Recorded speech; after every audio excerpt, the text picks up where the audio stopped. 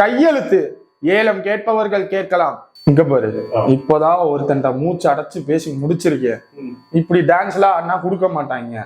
Dance ஆடிதான் இவ்வளவு மேல வந்திருக்கேன். இவ்வளவு மேல வந்தேன்றதுக்காக ஏங்க இவன் என்னங்க நடிக்க வந்திருக்கேன்னு சொல்லிட்டு டான்ஸ் எல்லாம் ஆடிக்கிட்டு இருக்கியா? டான்ஸ் ஆடுறதெல்லாம் நீங்க ஸ்கிரிப்ட்ல கொடுக்கலங்க, நான் தான் நடிப்பேன். பேர் என்னது? கையெழுத்து. கையெழுத்து கையெழுத்து போற மாதிரி டான்ஸ் ஆடுவேன். ஏன்னா டான்ஸ் ஆனா விளம்பரம் கொடுத்துருவீங்களா? அதெல்லாம் கிடையாது. ஏலம் தானே, ஏலங்கள். டான்ஸ் ஆடுறது முதல் நிப்பாட்டு. எவ்வளவு சொல்லிருக்காங்க? 2 கோடி சொல்லியிருக்காங்க. இதுக்கு 2 கோடியா?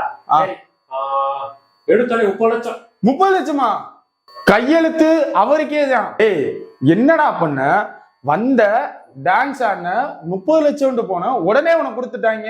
எனக்கு தான் பட வாய்ப்பே இல்லையே, அதனால இதுல நடிக்க போயிடலாம் இருக்கேன். 30 லட்சம் போதும், 30 லட்சம் வாங்கிக்கலாம். ஒரு 2 மாசத்துக்கு தேர்வுல ஐபிஎல்ல. இதை நான் வன்மையா கண்டிக்கிறேன். இவனுக்கெல்லாம் நீங்க கொடுக்க கூடாது. ஓ 30 லட்சம் உங்களுக்காண்டி 28ல டே போட கொடுத்துட்டாயடா. ஒன்னும் சரியில்லை. ஃபுல் ஃபிளெஜ்க்கான லிங்க் இங்க தர்றோம். இல்ல இந்த லிங்கை தொட்டு பார்க்க முடியலைன்னா மதுரை டேக் சேனல்ல போய் பாருங்க.